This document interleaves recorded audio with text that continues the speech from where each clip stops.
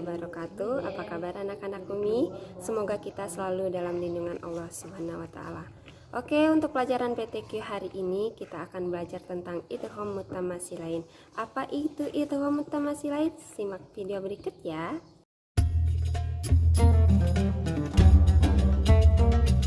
Assalamualaikum warahmatullahi wabarakatuh. Alhamdulillahirabbil alamin. Hari ini bertemu kembali dengan saya Ratna Haryaningsi di channel Ngaji Bareng 04. Pada pertemuan kali ini kita akan melanjutkan membahas tentang hukum tajwid, yaitu tentang macam-macam idgham.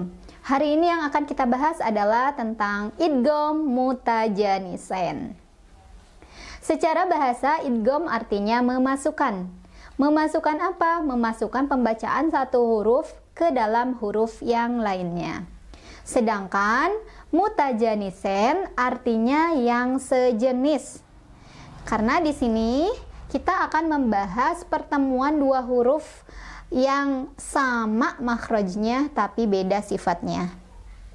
Jadi bagaimana bisa terjadinya idgham mutajanisen ini? Tadi sudah dijelasin di pengertian ya, bahwa terjadinya idgham mutajanisen adalah ketika ada dua huruf bertemu di mana huruf pertama berharokat sukun dan huruf kedua berharokat hidup, bisa fathah, kasrah ataupun dhammah, dengan syarat huruf yang bertemu ini makhrajnya sama ya, tempat keluarnya sama ya, tempat keluar hurufnya sama, makhraj itu, tetapi sifatnya berbeda ya. Makhrajnya sama, sifatnya berbeda. Hurufnya apa aja? Huruf-huruf dari idgham mutajanisen kita kelompokkan berdasarkan tempat keluarnya huruf ya. Yang pertama adalah ujung lidah bertemu dengan gigi atas. Di ujung lidah bertemu dengan gigi atas ini keluar tiga huruf, yaitu zal, fa, dan zo ya. Zal, fa, dan zo. Jadi nanti ketika ada fa sukun bertemu dengan zal berharokat, maka kita baca idgham mutajanisen. Atau ketika ada zal sukun bertemu dengan zo berharokat, maka itu juga dibaca dengan idgham mutajanisen. Selanjutnya yang kedua adalah yang keluar dari makhraj ujung lidah bertemu dengan gusi atas. Di sini juga keluar tiga huruf, yaitu dal, ta, dan to. Dal, ta, dan to.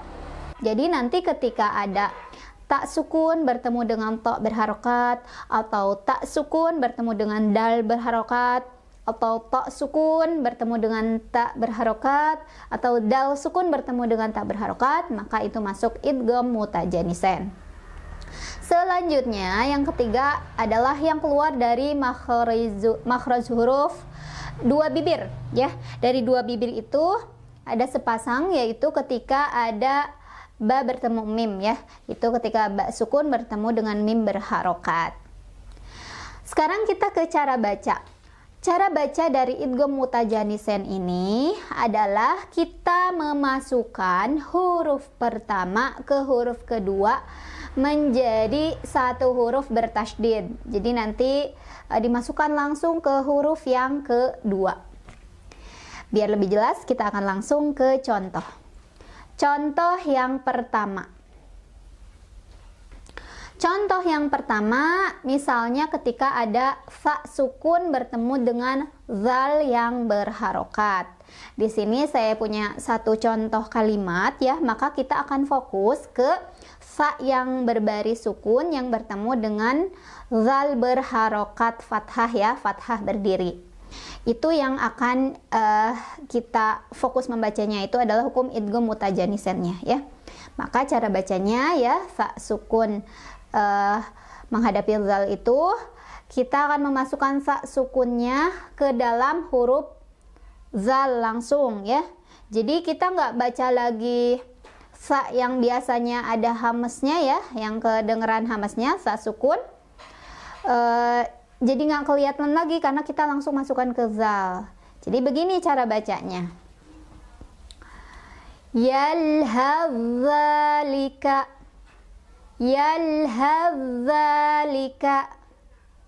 Oke, itu contoh pembacaan yang benar. Yang salah contohnya begini, Yalhaf dzalika. Nah, yalhaf dzalika itu artinya kita masih membaca fa sukunnya ya. Harusnya fa sukunnya sudah tidak terdengar, jadi sudah kita masukkan ke zal dan agak ditekan karena zalnya bertasydid seperti itu. Langsung ke contoh yang berikutnya. Contoh yang kedua adalah ketika zal sukun bertemu dengan za yang berharokat.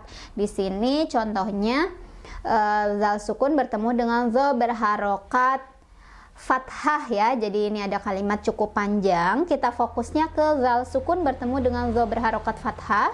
Maka ini adalah idgham mutajanisennya. Jadi cara bacanya kita langsung memasukkan pembacaan zal sukun ini ke dalam za. Zal sukunnya sudah tidak terdengar, langsung kita ke za sambil ditekan ya, karena ada tasydidnya, sambil ditekan. Maka cara baca ini adalah seperti ini. Walau annahum idzalamu anfusahum. Satu kali lagi. Walau annahum idzalamu anfusahum. Contoh pembacaan yang benar seperti itu. Sekarang gimana contoh yang salah? Yang salah itu seperti ini. Walau annahum idzalamu anfusahum. Nah, kalau itu yang barusan zalnya masih saya baca, jadi il ya, harusnya udah masuk ke vo-nya il ya. Tadi masih il ya, jadi artinya masih dibaca zalnya. Jadi itu kurang tepat. Selanjutnya, ketika ada tak sukun bertemu dengan to ya. Contohnya saya punya kalimat seperti ini, maka yang kita fokuskan adalah ke huruf tak sukun bertemu dengan to ya. Jadi yang kita tahu tak sukun itu punya sifat hamas juga, jadi ada udara keluar ya. Lats gitu ya, lats. Tetapi di sini karena tak sukunnya ini bertemu dengan to, aliran udaranya sudah tidak terdengar karena sudah kita masukkan sitanya ke huruf to langsung sambil ditekan ya. Jadi cara baca dari tak bertemu to ini adalah huruf tak sukunnya langsung masuk ke huruf to sambil ditekan. Seperti ini. Wa qala ta'ifah wa qala ta'ifah. Contoh pembacaan yang kurang benar. Wa qalat ta'ifah. Kalau itu taknya masih dibaca ya, tak sukunnya. Selanjutnya contoh yang keempat ya, berarti ketika dal sukun bertemu dengan tak berharokat. Kita punya kalimat seperti ini. Sekali lagi kita fokusnya hanya ke dal sukun yang bertemu dengan tak berharokat ya. Jadi sebelumnya kita tahu bahwa dal sukun ini dia punya hukum qalqalah, artinya harus memantul ya. Tetapi ketika bertemu dengan ta ya, dia tidak dibaca lagi pantulannya, melainkan kita langsung masukkan dal sukunnya ke huruf ta sambil ditekan taknya ya, seolah-olah huruf itu bertasydid huruf taknya. Maka cara bacanya adalah wala ana abidum ma abadtum wala ana abidum ma abadtum. Contoh pembacaan yang masih kurang tepat, wala ana abidum ma abadtum. Ya, jadi qalqalahnya sudah tidak dikeluarkan lagi karena kita langsung membaca ke huruf kedua, yaitu ke huruf ta. Selanjutnya ketika tak sukun bertemu dengan dal ya, tak sukun bertemu dengan dal, kita punya kalimat seperti ini. Kita akan fokus ke huruf tak sukun yang bertemu dengan dal tersebut ya. Maka Tak sukun yang memiliki sifat hamas, itu hamasnya sudah tidak kelihatan lagi, melainkan kita langsung masukkan ke huruf berikutnya, yaitu ke huruf dal ya. Kita masukkan tak sukun ke huruf dal sambil ditekan. Falamma athqalat da'awallaha rabbahuma. Falamma athqalat da'awallaha rabbahuma. Contoh pembacaan yang kurang tepat.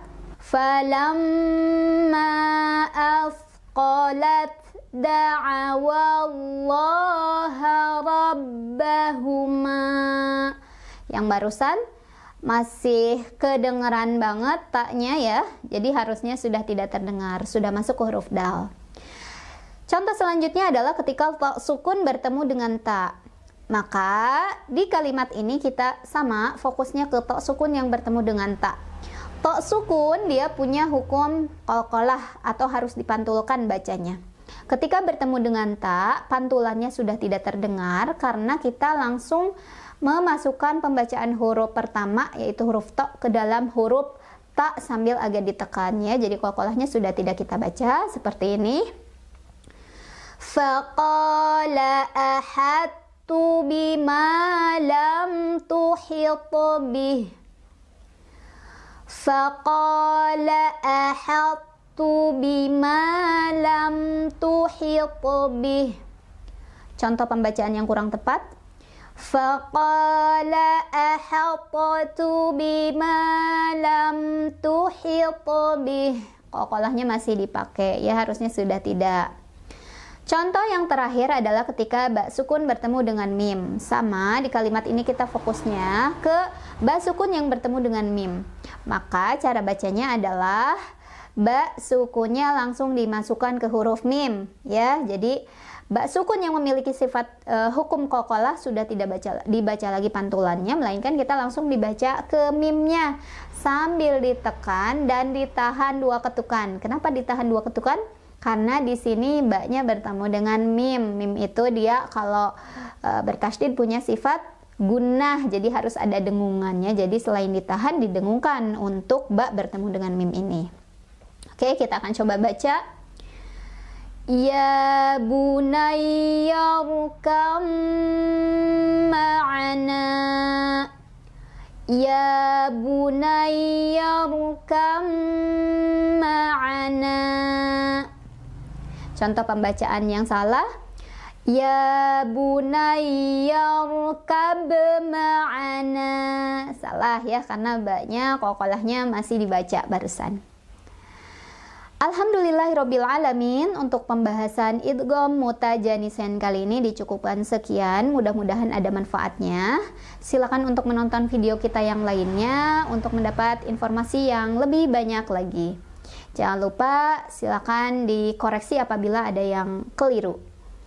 Sekian saja, wabillahi taufiq wal hidayah. Wassalamualaikum warahmatullahi wabarakatuh.